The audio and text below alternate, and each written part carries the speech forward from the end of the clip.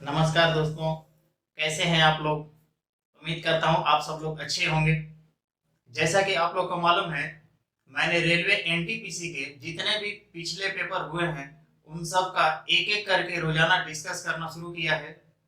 वैसे ही आज से हम लोग रेलवे ग्रुप डी के जितने भी पहले के पेपर हुए हैं उनको बारी बारी से एक एक सेट का डिस्कशन रोजाना करेंगे। तो आइए बिना किसी देरी के शुरू करते हैं आज का सेशन। ये रहा आपके स्क्रीन पे पहला क्वेश्चन। प्रश्न है, यदि एक ड्राइवर कार को 15 मीटर पर सेकंड की चाल से चलाता है तो उसके द्वारा 3 घंटे 20 मिनट में तय की गई कुल दूरी ज्ञात कीजिए। स्पीड चाल दे रखा है 15 मीटर पर सेकंड, आपको टाइम दे रखा है 3 घंटे 20 मिनट। पूछा है आपसे दूरी। आपको पता है डिस्टेंस का फॉर्मूला लगा दीजिए। डिस्टेंस बराबर होता है स्पीड इनटू टाइम, चाल गुना समय। चाल दे रखा है 15 मीटर पर सेकंड, लेकिन टाइम देखिए यहाँ पे मीटर सेकंड में है और टाइम आपका घंटा और मिनट में है। तो क्या करेंगे कि घंटे और मिनट को सेकंड में बदल लेंगे। तो पहले देखिए कि 3 घंटे में कितने मिनट होंगे। तो 1 घंटा में 60 मिनट, 3 घंटे में 180 मिनट और 20 मिनट और जोड़ दीजिए 200 मिनट। 200 मिनट ये आपका हो गया। लेकिन अभी भी हमें सेकंड चाहिए, तो 1 मिनट में 60 सेकंड होता है, तो 200 मिनट में कितने सेकंड, तो 60 से मल्टीप्लाई कर देंगे। सॉल्व करेंगे 15 15 दूना 30, 30 से 180 होता है। 3 जीरो है यहाँ पे, 3 जीरो वापस बैठा देते हैं। ये आपका मीटर में आया। लेकिन ऑप्शन आप देखेंगे तो आंसर दे रखा है किलोमीटर में। तो आपको पता है कि 1 किलोमीटर में 1000 मीटर होता है। तो क्या करेंगे, यहाँ पे 1000 से डिवाइड कर देंगे, आपका आंसर हो जाएगा 180 किलोमीटर। उम्मीद है आपको समझ में आया होगा। आइए दूसरे क्वेश्चन की ओर बढ़ते हैं। आपका प्रश्न स्क्रीन के ऊपर है, आप देख पा रहे हैं कि ये बोर्ड मास का क्वेश्चन है। इसको सोल्व करने से पहले आपको बोर्ड मास के कुछ रूल बताता हूं और बार के बारे में कुछ बताता हूं। आप उसको ध्यान में रखेंगे क्योंकि हर एक प्रश्न पत्र में आपको एक क्वेश्चन पक्का आएगा और आप छोटी छोटी गलतियां करते हैं और आप आए हुए मार्क्स भी गंवा बैठते हैं। आइए देखते हैं उसके कॉन्सेप्ट्स। बार 3 तरह का होता है।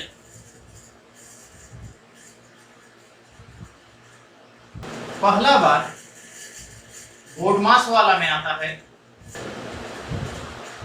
बोर्ड मास में क्या होता है कि सबसे पहला काम छोटी कोष्ठ, इसके बाद कर्ली ब्रैकेट्स मंझला कोष्ठ, इसके बाद स्क्वायर ब्रैकेट्स बड़ी कोष्ठ। ये ब्रैकेट्स को सोल्व करने के बाद ऑफ को सोल्व करते हैं, जिसका मतलब गुना ही होता है। इसके बाद डिवीजन भाग का काम करते हैं। इसके बाद मल्टीप्लिकेशन गुणा, देन एडिशन एंड लास्ट में सब्ट्रैक्शन घटाव करते हैं। इन सबसे पहले बार आता है, इसका काम पहले करते हैं। आपने देखा है या इसी क्वेश्चन में आप देख रहे हैं कि ऊपर बार लगा हुआ है इस तरीके से। इसका मतलब है कि बार के नीचे जितने भी प्रोसेस होंगे वो सबसे पहले किए जाएंगे, उसके बाद आपका ये सारे प्रोसेस आएंगे। दूसरा आपने पढ़ा है रिकरिंग के रूप में, जिसको हिंदी में पुनरावृत्ति बोलते हैं।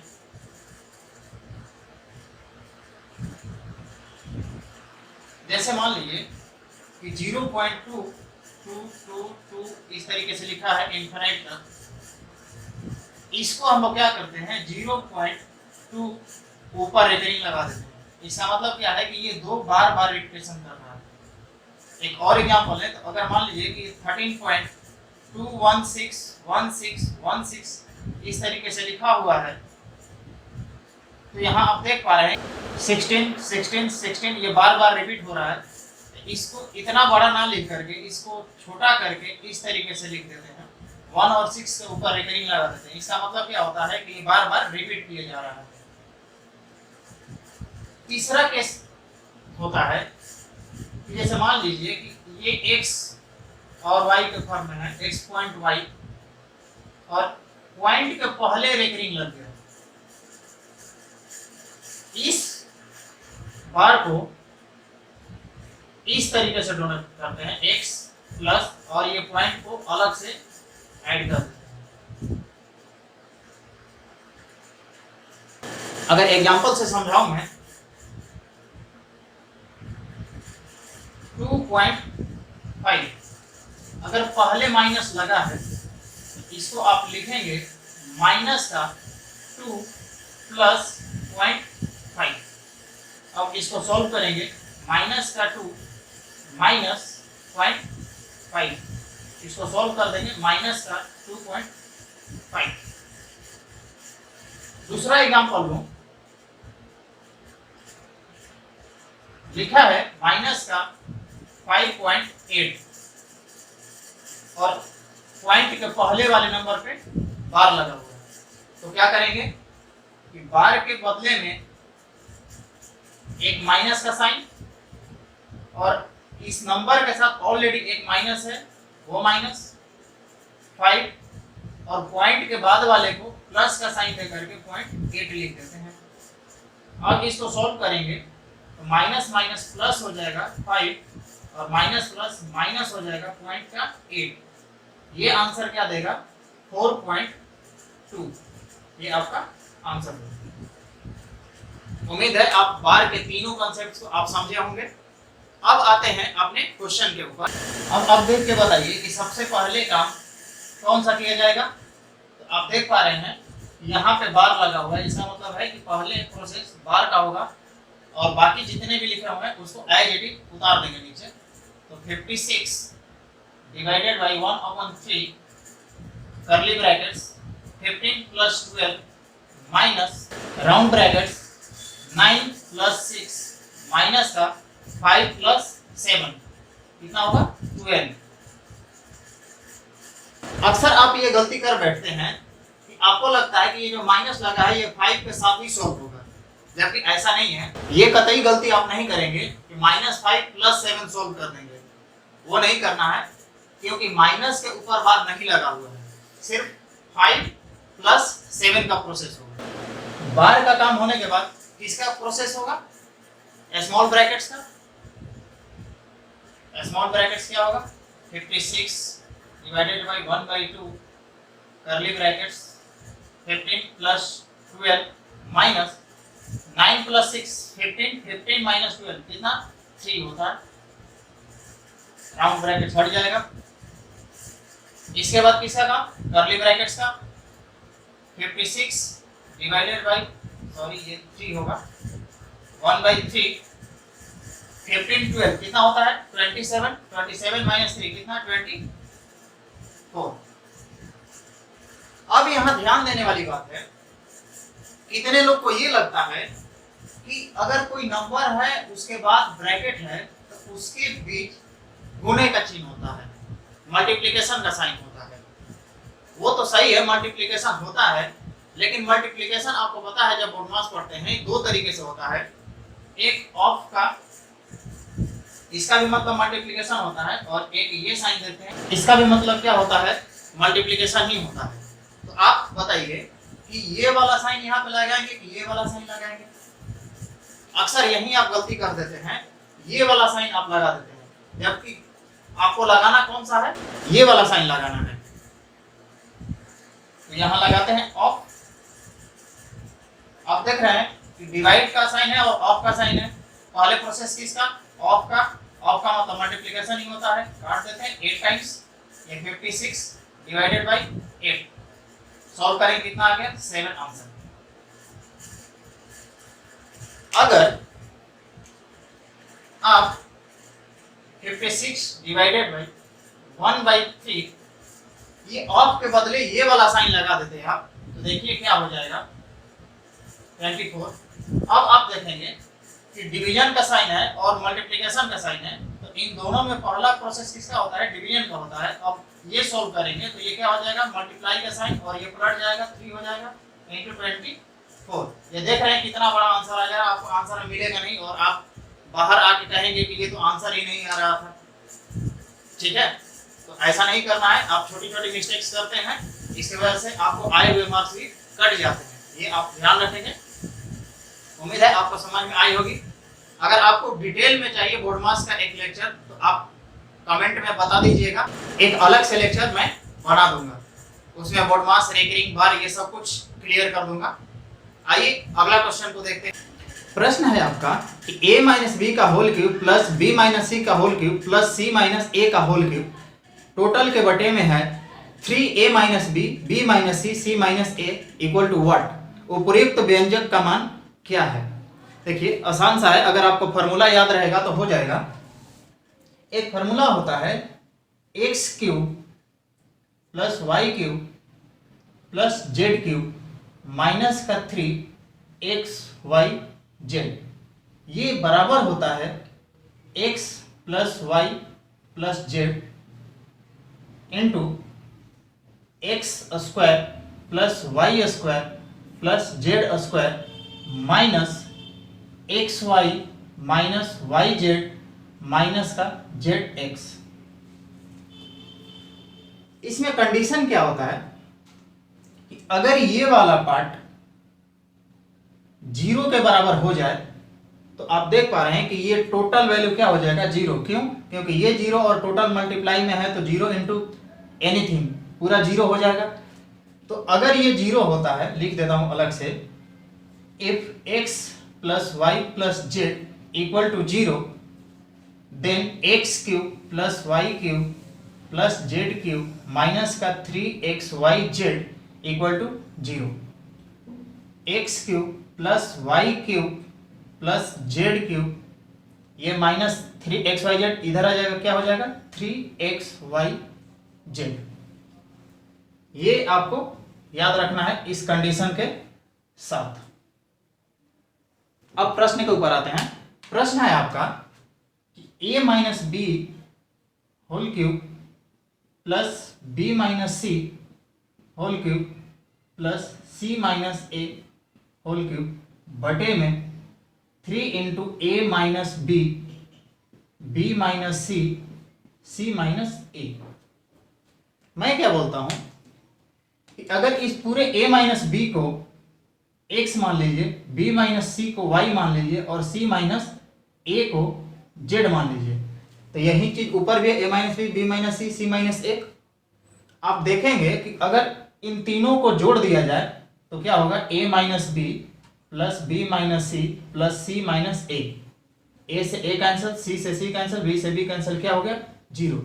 आप देख रहे हैं कि जब एक्स वाई जेड 0 हो जाता है तो क्या लिखते हैं direct, a cube b cube plus c cube को 3xy जेड। मतलब ऊपर वाला जो चीज लिखा हुआ है उसको हम कैसे लिख पाएंगे, 3 into A minus B into B minus C into C minus A, और नीचे में सेम चीज यही है, 3 इंटू ए minus B, B minus C into C minus ए।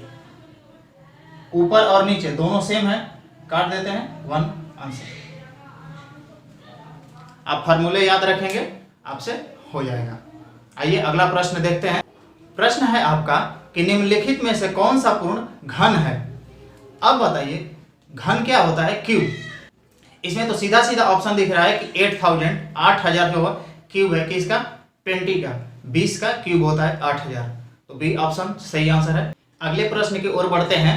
प्रश्न है आपका कि यदि सेक की power 4 theta minus sec square theta equal to 3 है तो tan की power 4 theta plus tan square theta का मान क्या होगा।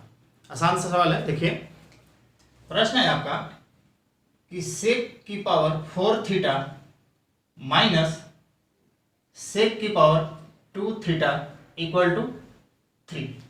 आपसे पूछा है tan की power 4 theta plus tan square theta का मान क्या होगा। आपको मैं पिछले वीडियो में बताया था एनटीपीसी वाले सॉल्यूशन में कि एक आइडेंटिटी है सेक स्क्वायर थीटा माइनस का tan square theta equal to 1। आप देख लीजिए सेक भी है tan भी है। इसमें हम क्या करेंगे, इस फॉर्मूले का इस्तेमाल करेंगे। इस चीज को हम कैसे लिख सकते हैं कि सेक स्क्वायर थीटा दोनों में से कॉमन निकाल लेते हैं। सेक स्क्वायर थीटा यहां से निकालेंगे, क्या आ जाएगा, सेक स्क्वायर थीटा बचेगा यहाँ पे, और यहाँ पे कितना बचेगा, 1 बचेगा इक्वल टू 3। अब देखिए ये जो सेक स्क्वायर थीटा है इसको हम लोग 1 प्लस tan स्क्वायर थीटा नहीं लिख सकते।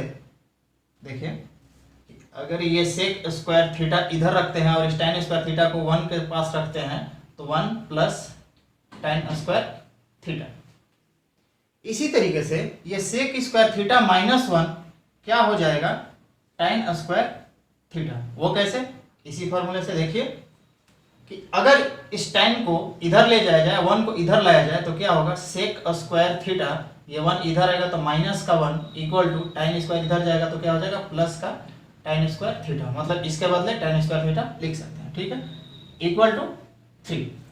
अब क्या करेंगे, इधर आपस में मल्टीप्लाई कर दें, tan square theta plus tan की पावर 4 थीटा इक्वल टू 3। यही आपका क्या हो गया आंसर। क्यों, क्योंकि यही वाला चीज तो पूछा है ना, तो 3 आपका आंसर हो गया।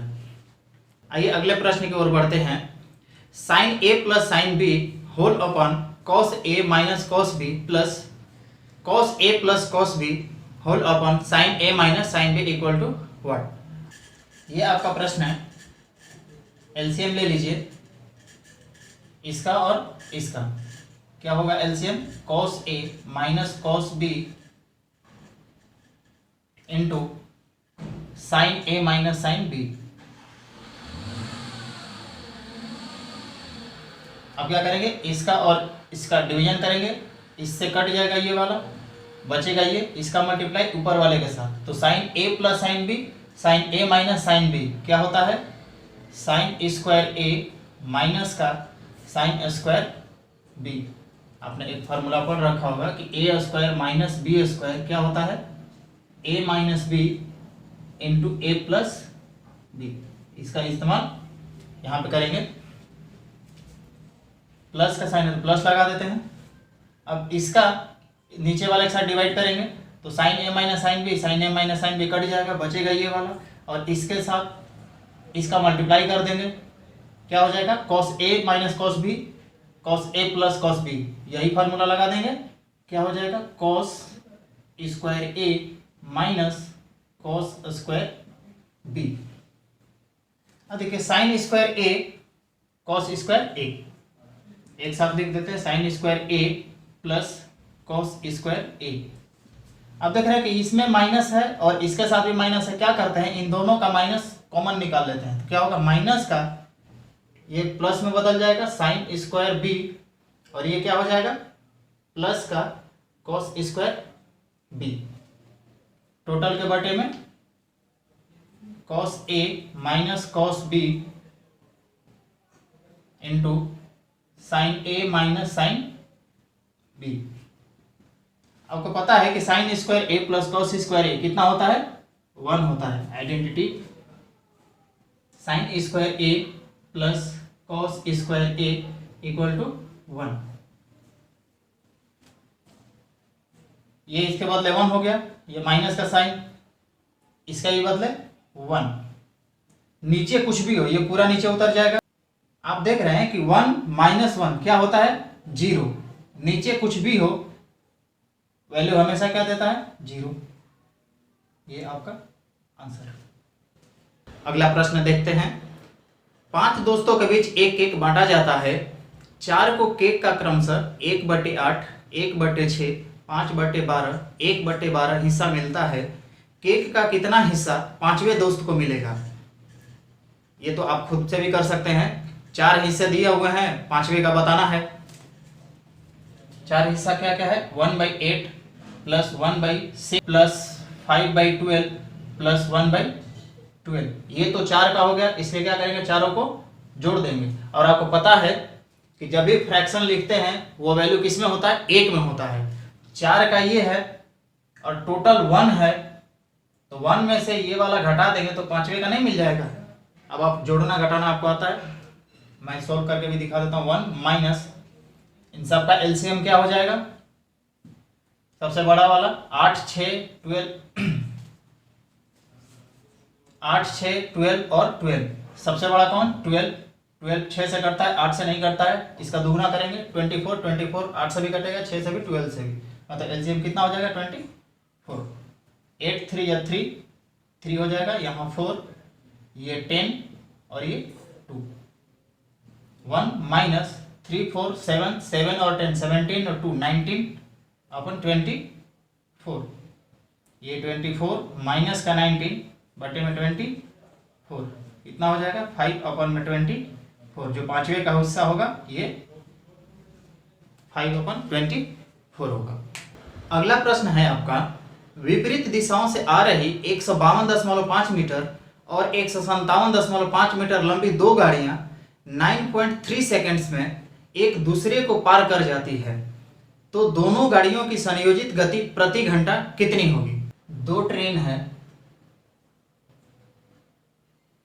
ये इसका इंजन का साइड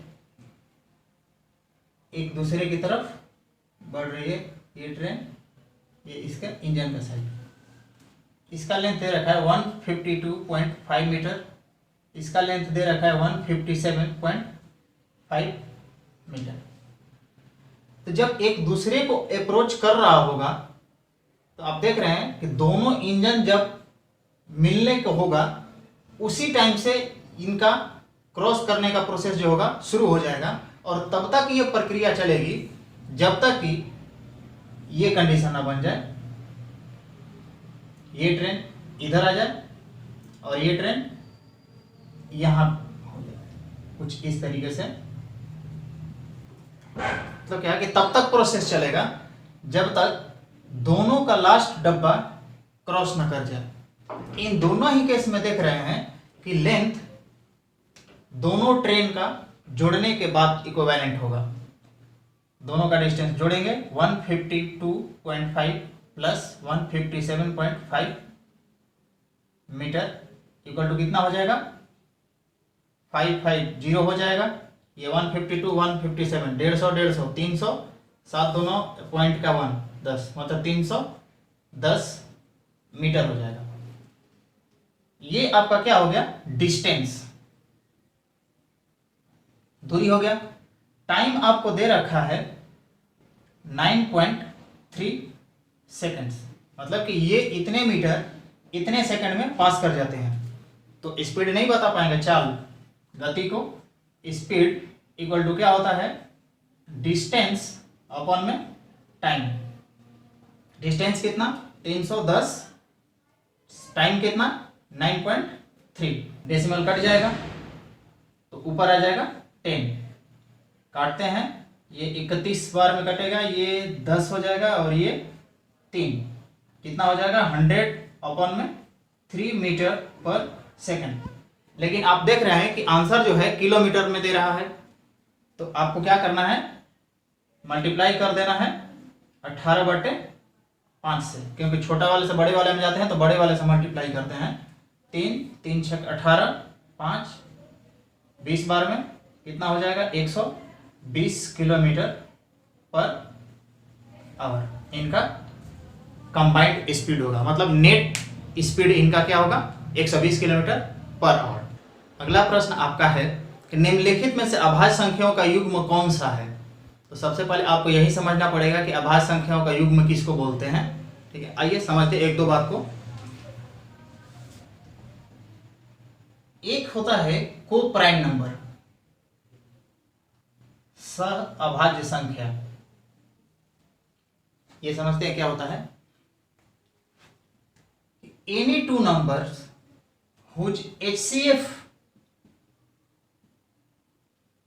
इज 1, कि कोई सा दो संख्याएं जिनका मसह महत्तम समअपवर्तक 1 हो। एग्जाम्पल से समझिएगा। जैसे मान लेते हैं 2 और 3, ये 2 नंबर है और दोनों नंबर का एचसीएफ कितना है 1। 4 है और 9 है, 2 नंबर है, दोनों का एचसीएफ कितना आएगा 1 आएगा। 17, 21, ये सारे नंबर्स क्या है आपस में को प्राइम नंबर है। क्यों? क्योंकि दोनों ही नंबर का क्या है एचसीएफ 1 होता है। इससे कोई फर्क नहीं पड़ता कि ये नंबर्स कंपोजिट नंबर है, इवन नंबर है, ऑड नंबर है, प्राइम नंबर है, इससे कोई फर्क नहीं पड़ता। फर्क इस बात से पड़ेगा कि उन दोनों नंबरों का एचसीएफ जो है 1 है या नहीं है। दूसरा होता है ट्विन प्राइम नंबर, जुड़वा अभाज्य संख्याएं। इसी को बोला जाता है अभाज्य संख्याओं का युग्म। यह हिंदी में 2 नामों से जाना जाता है। ये क्या होता है कि डिफरेंस बिटवीन 2 प्राइम नंबर्स 2 होना चाहिए, साथ ही साथ इन दोनों प्राइम नंबर्स का एचसीएफ क्या होना चाहिए 1 होना चाहिए। इसमें और इसमें बेसिक डिफरेंस क्या है कि इसमें कोई सा भी 2 नंबर होगा जिसका एचसीएफ 1 आएगा तो को प्राइम, लेकिन इसमें आपको 2 प्राइम नंबर ही होने चाहिए और वो 2 प्राइम ऐसे होंगे जिनके बीच का डिफरेंस 2 होगा और उनका एचसीएफ क्या होगा 1 होगा। वही क्या होंगे आपका ट्विन प्राइम नंबर, अभाज्य संख्याओं का युग्म या जुड़वा अभाज्य संख्या है। इस प्रश्न में आप देख पाएंगे कि पहला ही ऑप्शन है 71 एंड 73। 71 एंड 73 ये दोनों ही क्या है अभाज्य संख्या है, प्राइम नंबर्स हैं और इन दोनों के बीच का डिफरेंस कितना है 2। बाकी तीनों नंबर्स देखेंगे तो सारे प्राइम नंबर्स तो हैं लेकिन उनके बीच का डिफरेंस 1 नहीं है, भले ही उनका एचसीएफ भी क्या है 1 है। ठीक है, उम्मीद है आपको यह समझ में आया होगा। नेक्स्ट प्रश्न देखते हैं इसी से रिलेटेड। सवाल बोल रहा है द एचसीएफ ऑफ 2 को प्राइम नंबर्स इज। अभी अभी हमने पढ़ा कि को प्राइम नंबर्स क्या होते हैं, ऐसे 2 नंबर्स जिनके एचसीएफ क्या हो 1 हो। तो ऑप्शन आप देख लीजिए, सी ऑप्शन होगा। ठीक है, उम्मीद है आपको ये दोनों प्रश्न आपको समझ में आए होंगे। अगला प्रश्न आपका त्रिकोणमिति से है। प्रश्न है यदि cos square 5 plus 1 upon cosec square 5 plus 17 equal to x है तो x स्क्वायर का मान क्या होगा। cos square 5 plus 1 upon cosec square 5 bracket में प्लस का 17 इक्वल टू x। आप देख पा रहे हैं कि ये 1 अपन cos स्क्वायर 5 लिखा है तो इसको क्या लिख सकते हैं हम cos square 5 plus sine square 5 plus 17 equal to x। cos square 5 plus sine square 5 क्या होता है 1 plus 17 equal to x। x का वैल्यू क्या आ गया 18। आपसे पूछा क्या है x का स्क्वायर, क्या कर देंगे 18 का स्क्वायर कर देंगे। कितना होता है 18 का स्क्वायर 324 324। ये प्रश्न पाइप एंड सिस्टम से है, पानी टंकी से। 2 इनलेट पाइप A और B एक खाली टंकी को क्रमशः 22 और 33 घंटे में भर सकते हैं। उन्हें एक साथ खोला गया लेकिन टंकी भरने से 3 घंटे पहले पाइप A को बंद कर दिया जाता है। टंकी को भरने में दोनों पाइपों द्वारा कुल कितने घंटे लगेंगे। जो पाइप A है वो 22 घंटे में भरता है और जो पाइप B है वो 33 घंटे में भरता है, दोनों अकेले अकेले। सवाल में ये बोल रखा है कि दोनों को एक साथ शुरू किया जाता है लेकिन टंकी भरने से 3 घंटा पहले A को बंद कर दिया जाता है। तो कौन चालू रहता है B। कितने देर तक 3 घंटे तक। ये इतना आपको इंफॉर्मेशन है। पूछा क्या है कि A और B मिल करके ये टंकी कितने घंटे में भरेंगे, मतलब यहाँ से यहाँ तक भरने में कितना समय लगा है। तो सबसे पहले क्या करते हैं, इनका और इनका एलसीएम निकाल के कुल आयतन निकाल लेते हैं, टोटल वॉल्यूम। टोटल वॉल्यूम क्या हो जाएगा, इनका इनका एलसीएम 66। 22 घंटे में इतना यूनिट भरता है तो 1 घंटे में 3 यूनिट। वैसे ही बी 33 घंटे में 66 यूनिट भरेगा तो 1 घंटे में 2 यूनिट। अब देखिए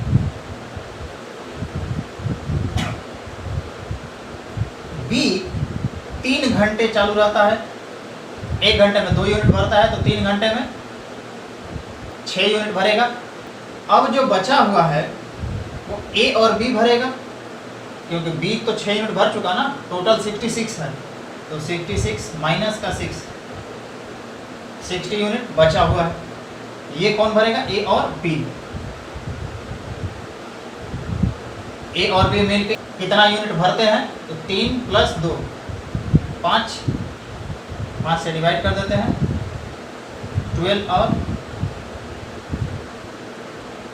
मतलब कि ए और बी मिल करके 12 घंटे भरा है और बी अकेले 3 घंटे। तो टोटल समय कितना लग गया, 12 घंटे और 3 घंटे जोड़ दीजिए कितना, 15 आवर्स का आपको समय लगा है।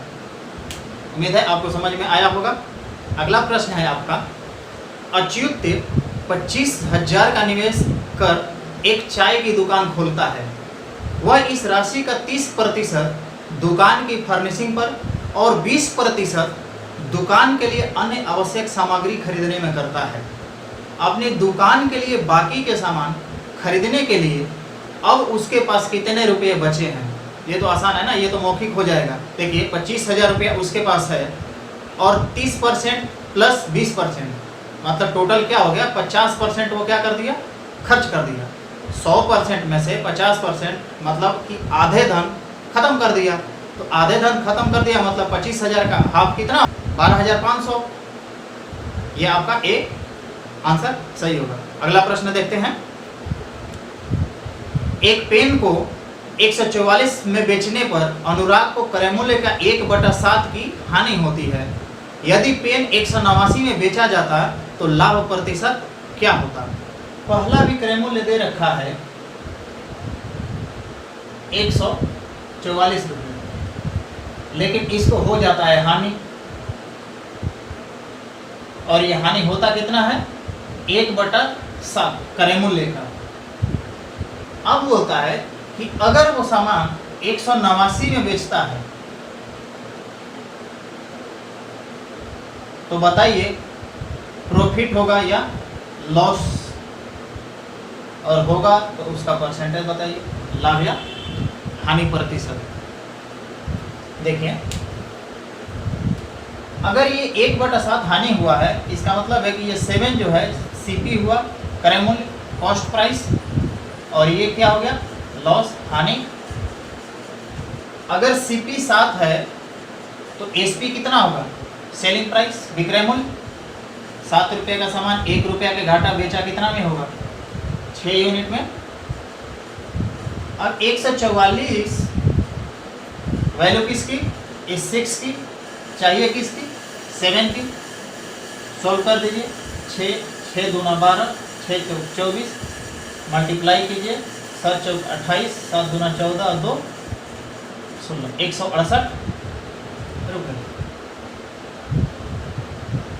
अब देखिए क्रय मूल्य इसका ये आ गया।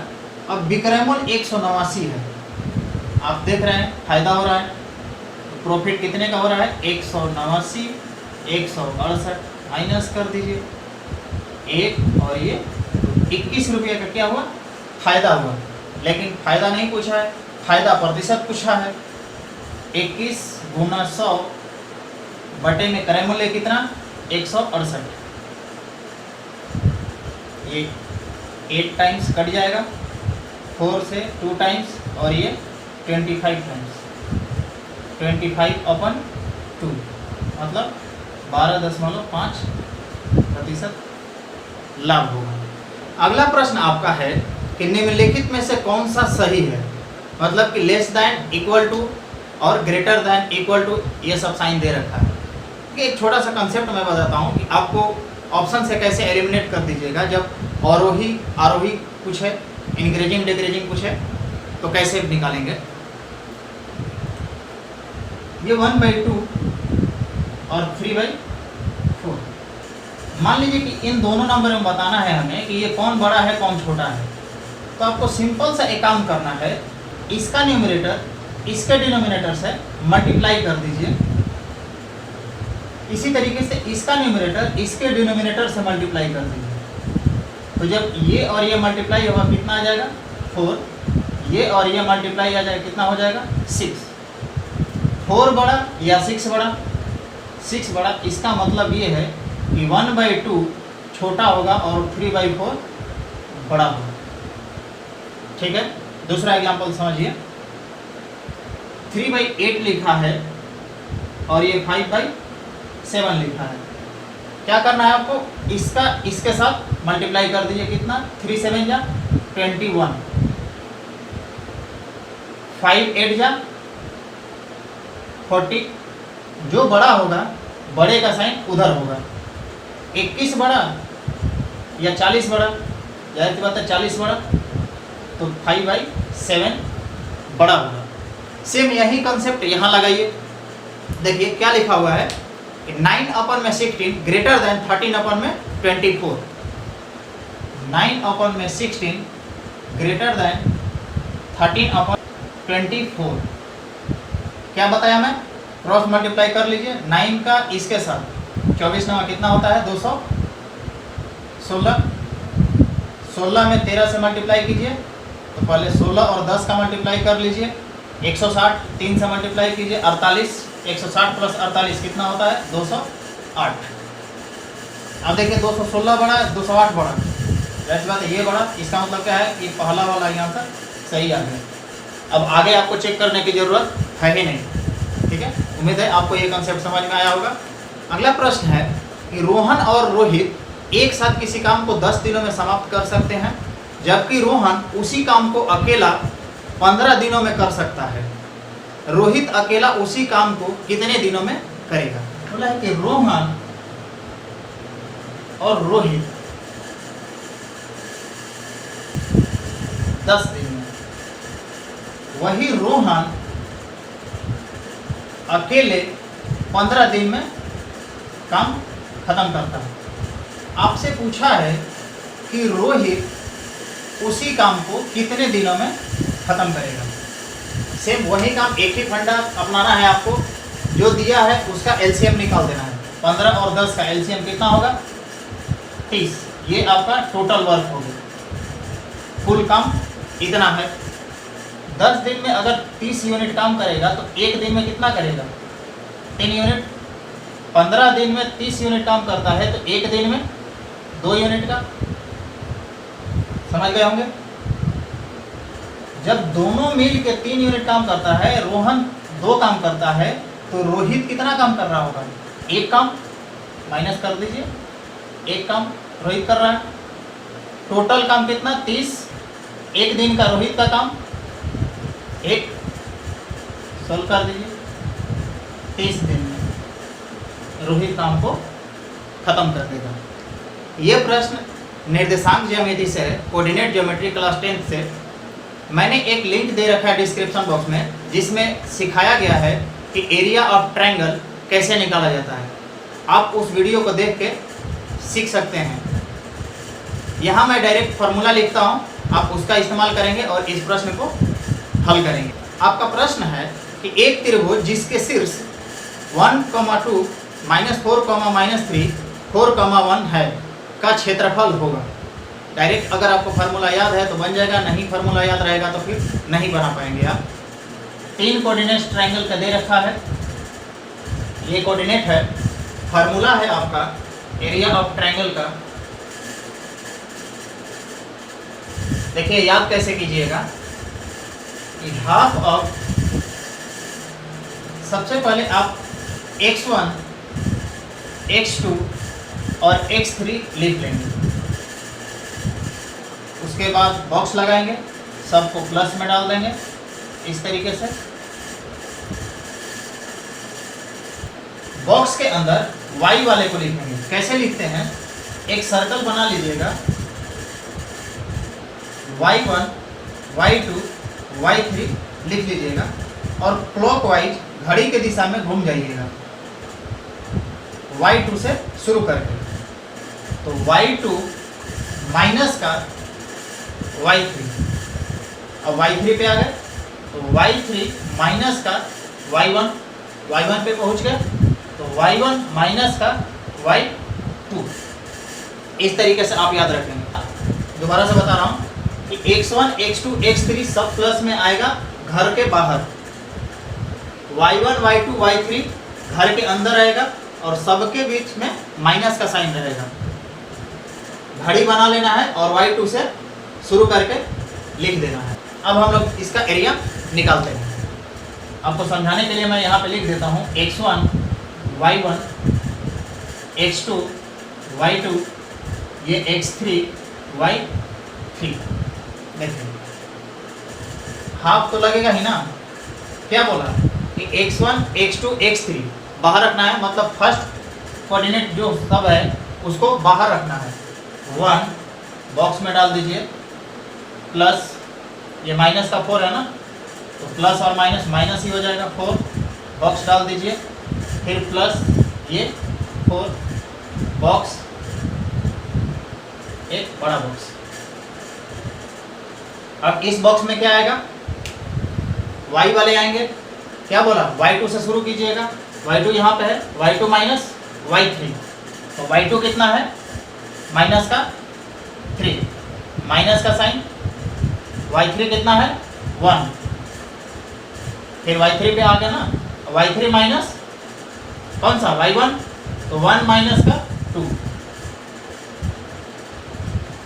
y1 पे आ गए, y1 minus y2, 2 minus minus 3, 2 minus का माइनस 3। अब क्या करना है, 1/2, ये 1 का मल्टीप्लाई कोई फर्क नहीं पड़ेगा, -3 और -1 माइनस का 4 हो जाएगा, ये 1 और -2 -1 हो जाएगा, -1 और माइनस का 4 कितना हो जाएगा, प्लस का 4 प्लस 4, 2 माइनस माइनस कितना प्लस, 2 + 3 कितना हो जाएगा 5, मल्टीप्लाई में 5 हो जाएगा। ये माइनस का 4 प्लस का 4 कट जाएगा, 1/2 4 × 5 कितना हो जाएगा 20, 2 10 जा 20, ये 10 स्क्वायर यूनिट आंसर। उम्मीद है आपको समझ में आया है। अगले प्रश्न में आपको मसा निकालना है। मसा कैसे निकाला जाता है, मैं फॉर्मूला लिख देता हूँ। HCF बराबर होता है, ऊपर वाले का क्या करना है, HCF ऑफ न्यूमरेटर,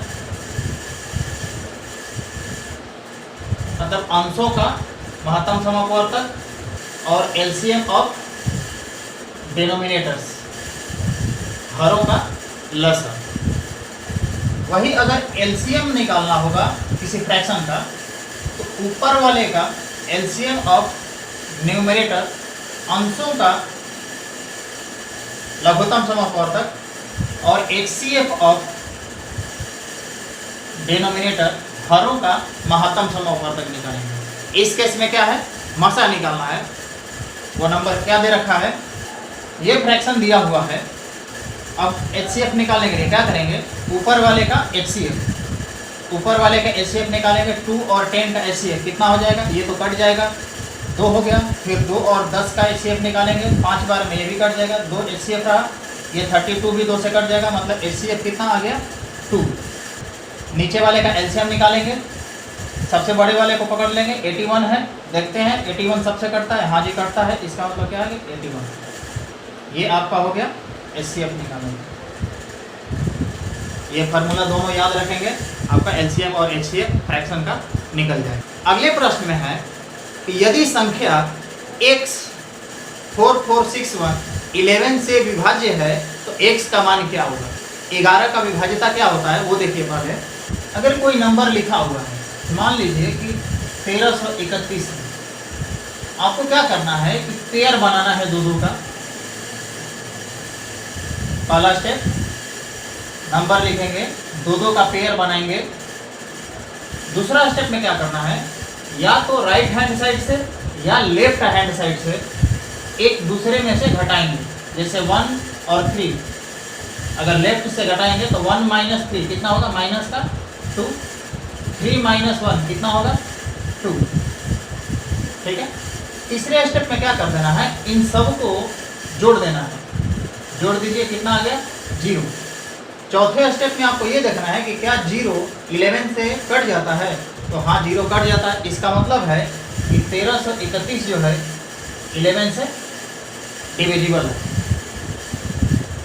अगर कोई नंबर ऐसा हो जिसका पेयर ना बनता हो, जैसे मान लीजिए कि 121, इधर से तो पेयर बना दीजिए, अब इधर पेयर ही नहीं बना, तो क्या करेंगे, अपने से एक इधर 0 बैठा देंगे, अब पेयर बन गया।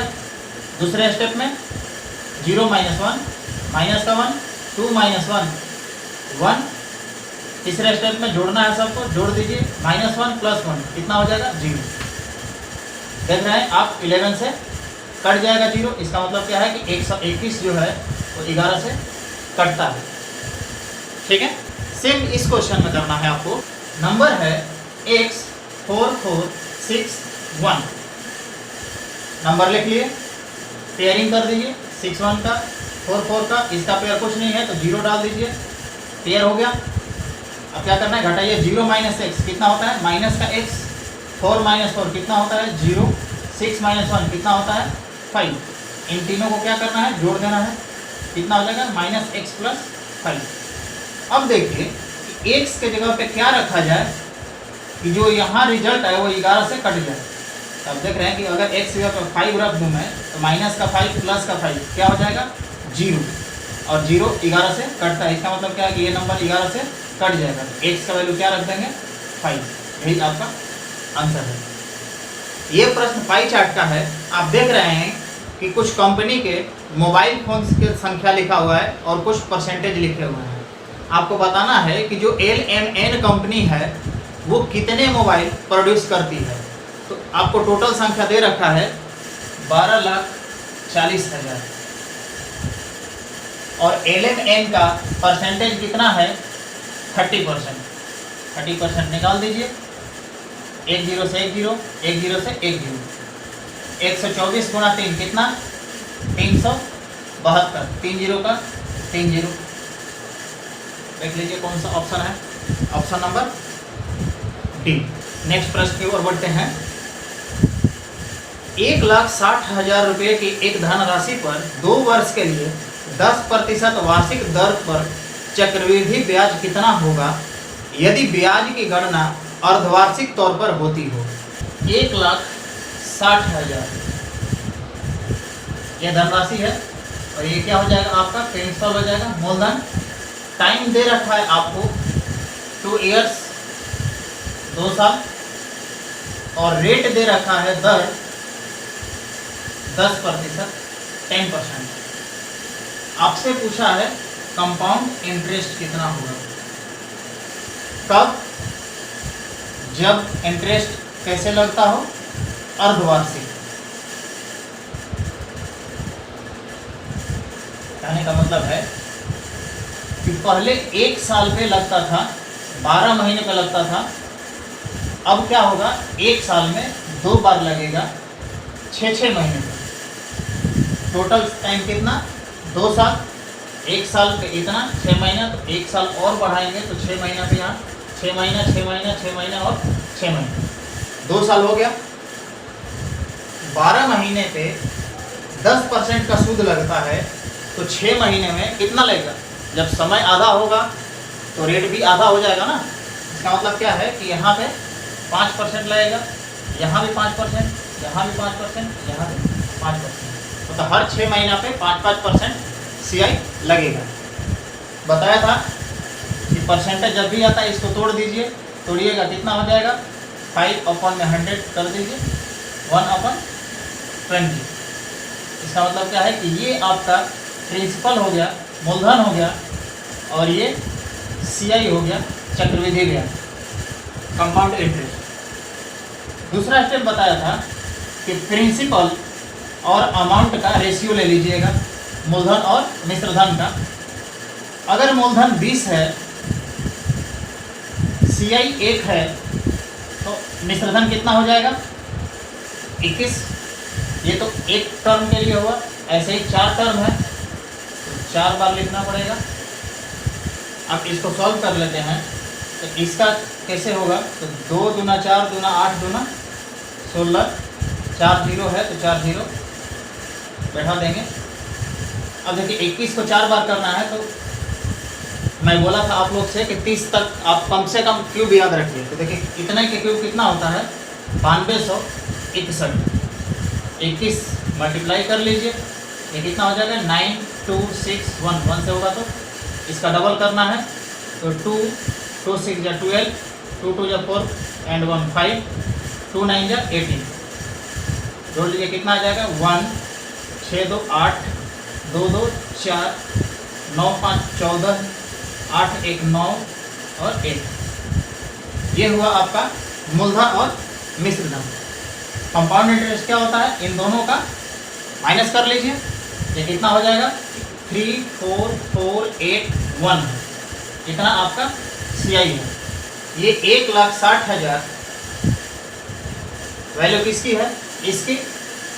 ये 1,60,000 ही है। और चाहिए किसकी? इसकी। 3 4 4 8 1। इससे ये कट जाएगा, क्या बचा? ये आप ऑप्शन देख लीजिए, कौन सा ऑप्शन? C ऑप्शन आंसर होगा। अगला प्रश्न है, A, B और C एक टैंक से जुड़े 3 वाल्व हैं। A और B मिलकर टैंक को 6 घंटे में भर सकते हैं। B और C मिलकर टैंक को 10 घंटे में भर सकते हैं। A और C मिलकर टैंक को 7.5 घंटे में भर सकते हैं। A अकेला टैंक को भरने में कुल कितना समय लेगा? A plus B, B plus C, C plus A कितने कितने घंटे में भरता है? 6 घंटे में, 10 घंटे में और 7.5 घंटे में। तो इसको खोल के लिखा जाए तो कितना? 15 बटे में। तो पूछा है A अकेले कितने देर में भरेगा। अब क्या करेंगे? इन सब का LCM निकालेंगे। अभी अभी हमने बताया कि LCM कैसे निकाला जाता है। जब फ्रैक्शन होता है तो न्यूमरेटर का LCM और डिनोमिनेटर का HCF।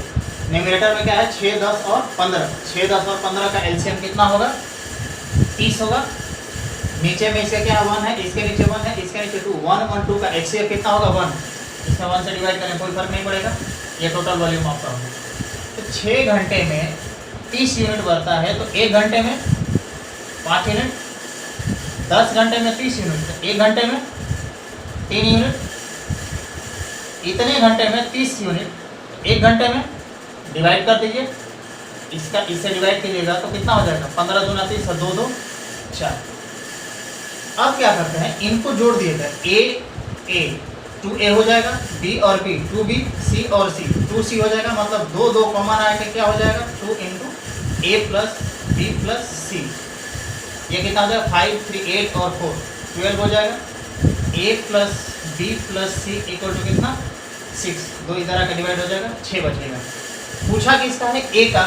हमें किसका अलग करना पड़ेगा? B और C का। तो A प्लस B और C का काम कितना है? यहाँ पे 3। A बराबर कितना? ये 3 इधर आके घट जाएगा, 3 हो जाएगा। मतलब A एक दिन में 3 यूनिट काम करता है। टोटल कितना है? 30 है। 3 से भाग देंगे कितना? 10। तो 10 घंटे में वो टंकी को भर देगा। अगला प्रश्न देखते हैं। A TV set is being sold for ₹X in Delhi.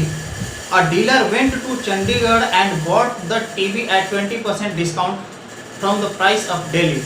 The spent 600 on transport. Thus he sold the set in Delhi for X, making 100 upon 7% profit. What is the value of X? ये देखिए अच्छा सवाल है। ये थोड़ा घुमाया है, इसमें थोड़ा ध्यान से करना है। एक आदमी है दिल्ली, यहाँ पे एक सामान 100 रुपया में उसको मिल रहा होता है, लेकिन उसको पता लगता है कि चंडीगढ़ में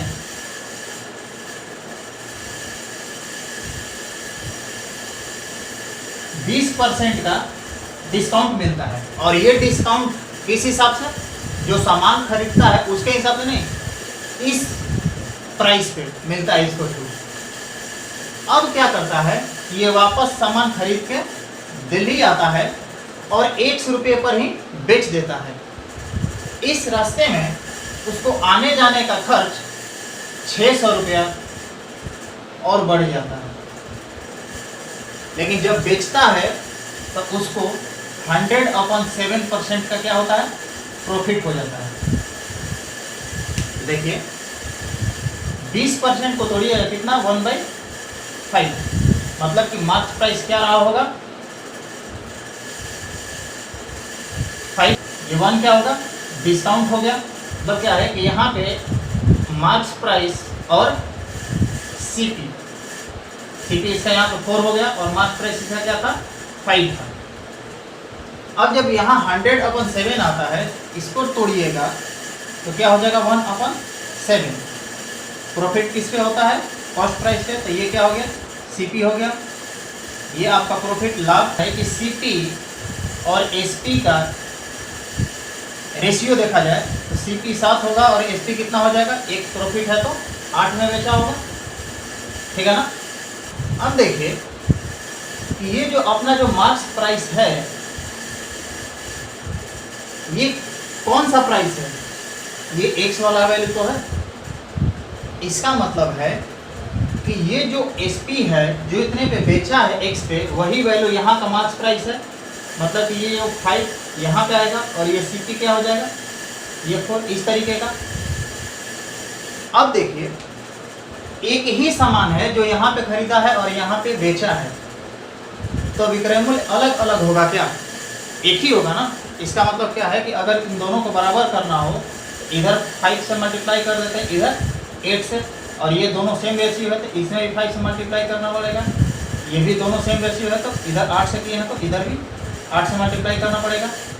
ये दोनों कितना हो गया, 40, ये 40, ये कितना हो गया 35, ये कितना हो गया 32। अब देखिए ये कॉस्ट प्राइस में कितने का फर्क पड़ गया, 3 का ना, ये 3 का फर्क पड़ा।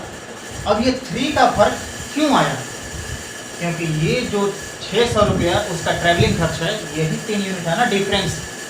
इसको इक्वेट कर दें किससे, 600 से, तो 1 यूनिट का वैल्यू कितना आ जाएगा 200। आपको x पूछा है, x क्या है, यही बात है, x 40 यूनिट का वैल्यू कितना हो जाएगा 8000। ये आपका आंसर होगा। आप इसको रिपीट करके देखिएगा, आपको समझ में आएगा। अगला प्रश्न फिगर वाला है, मैं बोर्ड पे बना देता हूँ और बोर्ड से समझाने की कोशिश करता हूँ कि ये क्या पूछा है और क्या गिवन है।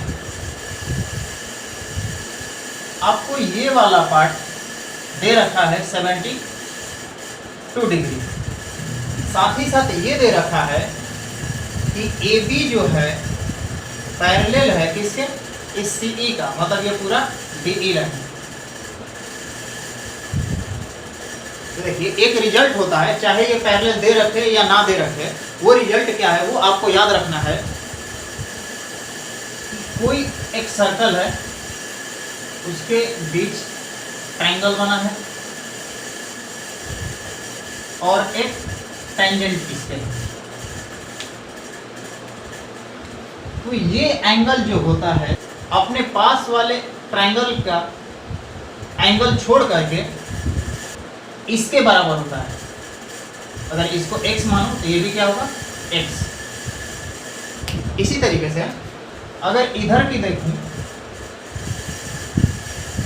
इतने को y मान लो, तो इसके पास ट्रायंगल कौन सा, ये वाला एंगल ट्रायंगल का, इसको छोड़ के इधर वाला ये y बराबर होता है।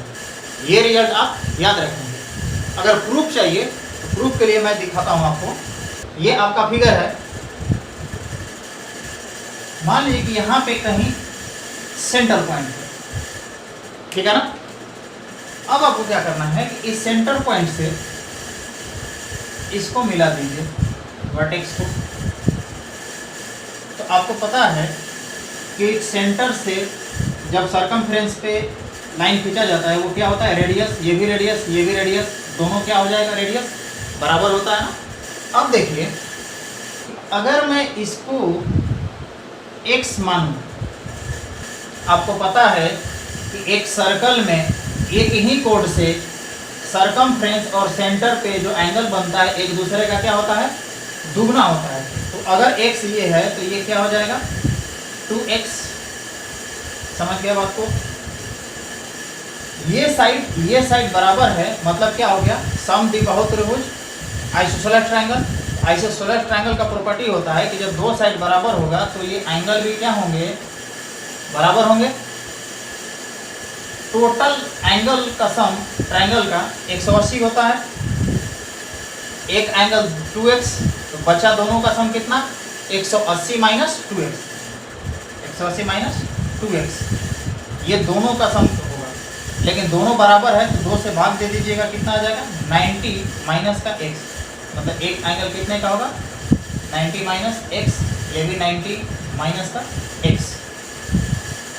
अब यहाँ से ध्यान दीजिएगा कि आपने एक प्रॉपर्टी ये भी पढ़ रखा है कि सर्कल है, सर्कल पे एक टैंजेंट है, सेंटर से टैंजेंट पे आने वाली लाइन परपेंडिकुलर होती है, ये बात आपको मालूम है। ये पॉइंट सेंटर है, ये पॉइंट ऑफ कांटेक्ट स्पर्श बिंदु इस स्पर्श रेखा का, इसका मतलब है कि ये जो एंगल होगा 90 डिग्री का बनेगा ना, ये टोटल, ये तो 90 माइनस x इतने वाला पार्ट। अब मुझे एक बात बताइए कि अगर ये टोटल वैल्यू 90 डिग्री है और ये 90 माइनस x है तो इसका मान क्या होगा, रेड से दिखाता हूँ, इसका वैल्यू क्या होगा कि ये टोटल 90 डिग्री हो जाए। अब बोलेंगे कि x अगर यहाँ पर रख देंगे तो ये x और 90 माइनस x दोनों को जोड़ देंगे तो 90 आ जाएगा। इसका मतलब क्या है कि ये वैल्यू भी x होगा। तो आपको यहाँ से प्रूफ मिल गया कि अगर यहाँ पे x है तो पास वाले एंगल को छोड़ देना है, दूर वाला बराबर होता है। ये रिजल्ट, यही रिजल्ट यहाँ भी याद रखना है। आपको डायरेक्ट फिगर देखना था, आपको ये अगर ये रिजल्ट याद रहेगा तो ये 72 तो ये भी 72 डिग्री कम है और कुछ नहीं था इस फिगर में, आपको सिर्फ रिजल्ट याद रहना चाहिए था। अगला प्रश्न है कि ₹720 was divided among A, B, C, D, E. The sum received by them was in ascending order and in arithmetic progression. E received 40 more than A. How much did B receive? A, B, C, D 5 लोग हैं, उनके बीच 720 रुपये का बंटवारा करना है। उसमें से एक कंडीशन दे रखा है ए और ई के बारे में, बोला है कि ए और ई का जो फासला है ना वो 40 का है, 40 अधिक है, 40 रुपये का अंतर है। देखिएगा ये अंतर कैसे देखेंगे, ए, बी, सी, डी एंड ई। अगर इसको ए माना जाए तो यहाँ से यहाँ तक क्या होगा, अरिथमेटिक प्रोग्रेशन में क्या होता है, कॉमन डिफरेंस हमेशा बराबर होता है। तो यहाँ भी डी होगा, यहाँ भी डी, यहाँ भी डी और यहाँ भी डी, दोनों के बीच का गैप कितना होगा, डी डी डी डी। मतलब क्या है कि 4 गैप है, मतलब कि 4d और ये 4d कितना दे रखा है, 40 के बराबर, मतलब कॉमन डिफरेंस कितना, 10 आ गया आपका। अब देखिए टोटल अमाउंट दे रखा है कितना, 720 रुपया, मतलब टोटल का सम कितना दे रखा है, 720 रुपया। तो सम का फार्मूला क्या होता है, चलिए पहले सम का फार्मूला ही लिख देता हूँ कि सम का फार्मूला क्या होता है कि n/2 into 2a plus n-1 into d। n क्या होता है, नंबर ऑफ टर्न्स, कितने लोग हैं, तो 5 लोग हैं, दिख नहीं रहा है, बटे में 2, 2a, a का तो पता ही नहीं है कितना है, इसी तरीके से छोड़ देते हैं।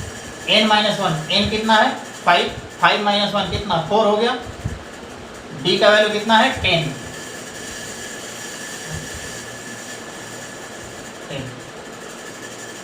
अब एसएन कितना दे रखा है 720 इक्वल टू 5/2 या यूँ करते हैं ऐसे कि इसका अंदर मल्टीप्लाई कर देते हैं तो 2 से 2 कैंसिल हो जाएगा, 5a हो जाएगा। इसका इससे मल्टीप्लाई करेंगे तो 2 या 4 हो जाएगा, 20 हो जाएगा, 25 या 100। ये 100 इधर आके घट जाएगा तो 620 हो जाएगा। 5a की वैल्यू यहाँ से कितनी आ जाएगी, काट देंगे 5 से, 5 देंगे 5 2 या 10, 5 4 या 20, मतलब 124। ये तो a हुआ ना पहले का 124। आपको पता है कि d 10 है तो 10 क्या हो जाएगा, जुट जाएगा, तो b का कितना हो जाएगा 134। यही आपका आंसर है। उम्मीद है आपको कुछ सीखने को मिला होगा। कुछ भी डाउट है तो आप हमें इंस्टाग्राम पर फॉलो कर सकते हैं, वहाँ मैं 24/7 आपका जवाब दे सकता हूँ। तो इसके साथ विदा लेते हैं, फिर मिलेंगे अगले वीडियो में। तब तक के लिए खुश रहिए, पढ़ते रहिए। धन्यवाद।